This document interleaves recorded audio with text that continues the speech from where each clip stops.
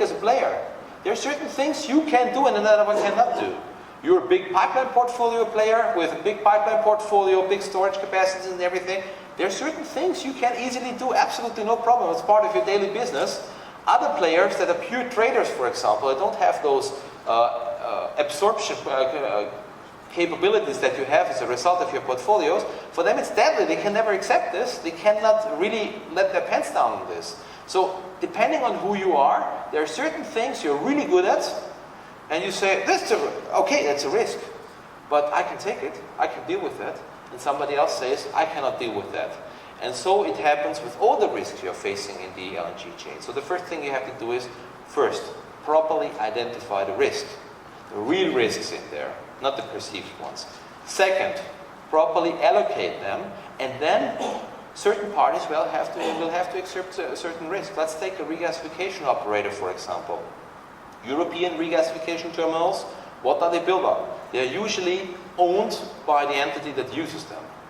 If I own my own regasification terminal that I'm using myself, what will I do? I'll take all risk out of this terminal, of course, because I want to get cheap finance on that, and I will slap all the risk on my commercial entity. Why? Because globally I have to accept the risk anyway somehow in the group. So it doesn't matter. I will unfairly distribute risk in order to get cheaper financing in the investment play. If players are different, if now, for example, as we have it in the gate terminal, you have an operator and owner that's different from the capacity taker, like it's the case with us, I don't want to take risk that clearly belongs to the regasification terminal. Their own operational risks, their stupidities they can do in the terminal, belong to them, and they should face the consequences for that. And that's the case for all LNG players in the chain. It hasn't been done in the past. It must be done right now. Now you will tell me, oh, I cannot slap unlimited liabilities on everybody in the LNG chain, because some of the players might be killed, like for example, the ship owner. Yes, that's true, and there is limits to what you can do in there. Still, it's a topic and you need to discuss it, and you need to find solutions for that. And those solutions ought to be creative, because you won't find blueprints out there. And please, don't rely on lawyers for doing this job. Lawyers are here in order to take your points and produce legal text of that. They're not here for solving your commercial problems. They're here for solving legal problems. That's why they are lawyers. Otherwise, they would be commercial consultants. Most people, when they go in there, they say, my lawyer shall find a solution for me. He's not going to find a solution for you. He doesn't know your business. You know your business. Same thing holds true when, for example, you go there and you take consultants, lawyers and everything. You have a ballpark change in there. If you're not used to legal fees that goes in the hundreds of thousands of euros per year, well, don't do LNG. Don't even consider it, because that's a normal part of the game. You will have to accept that somehow. The same thing for consultants, the same thing for everything else that happens in the chain. There's a cost to it, and this cost you have to pay. You don't pay it, you're not a player in the game. And I'm not a lawyer. Big question. Is LNG a commodity or not? What are the opinions here? I personally believe it's not. Many people say it is. Let me ask you a question. If I proposed you a deal today, and I propose to pay you in LNG, I said this yesterday in the masterclass already, how would you find out if you made a good deal or a bad deal? Let's reverse it now. Let's go back a step. Let's ask, I propose to the same deal and I propose to pay you in crude oil, let's say Brent, you'll be very quickly able to find out if it was a good or a bad deal. Why? Because there's a liquid market out there. You just look it up the internet, you know exactly what the price is, multiply the whole thing with the volume, and you know exactly what amount of money you get. And you will know if it was a good or bad deal. How do you do that with LNG? You can't do that.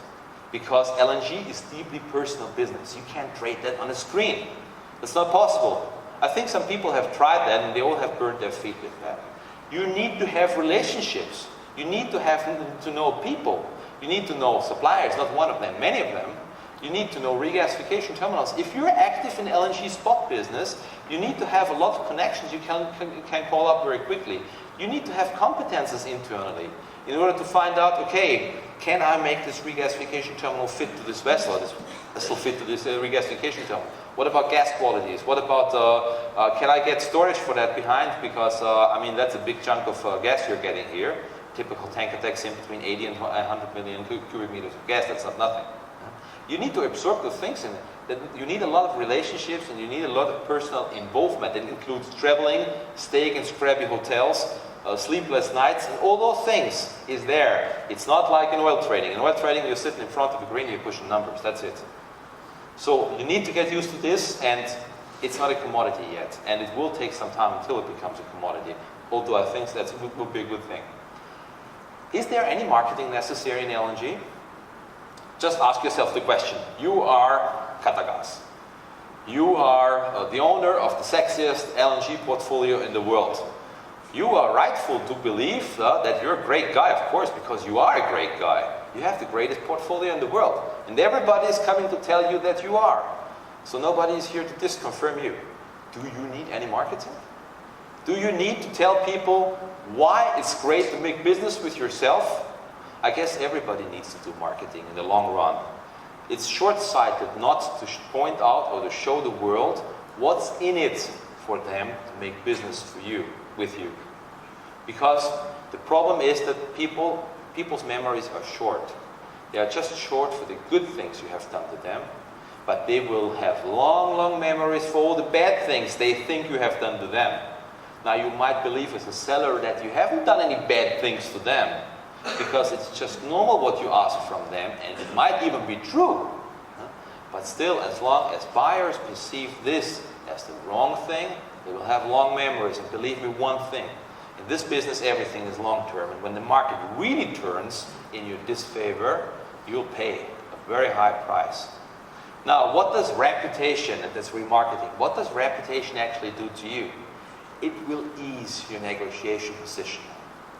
On Qatar, for example, with the kind of reputation they enjoy, I'm willing to completely forego any kind of reserve securities I'm having in there. So reserve certificates, all the things, I don't need them, because I know what kind of portfolio they have, and I know their reputation in delivering. If it's in the contract, they will deliver. If they don't deliver, it's because they have a flexible contract and they have the contractual right to do so. They have this kind of reputation. It should be marketed more. It makes the negotiation easier. Same thing holds true for the buyers. A reputation to be a good buyer, a buyer that's able to absorb something, that's able to take pain away from a seller, should be able to secure better conditions in an LNG SPA than somebody who cannot do those things. And he should market it. Most of the buyers that have really good things on offer never really market those things very effectively. They should do so. A big topic you're going to be facing is lenders protection. How do you protect your lenders? Now, in the past, this was a non-issue, because in the past, the government actually guaranteed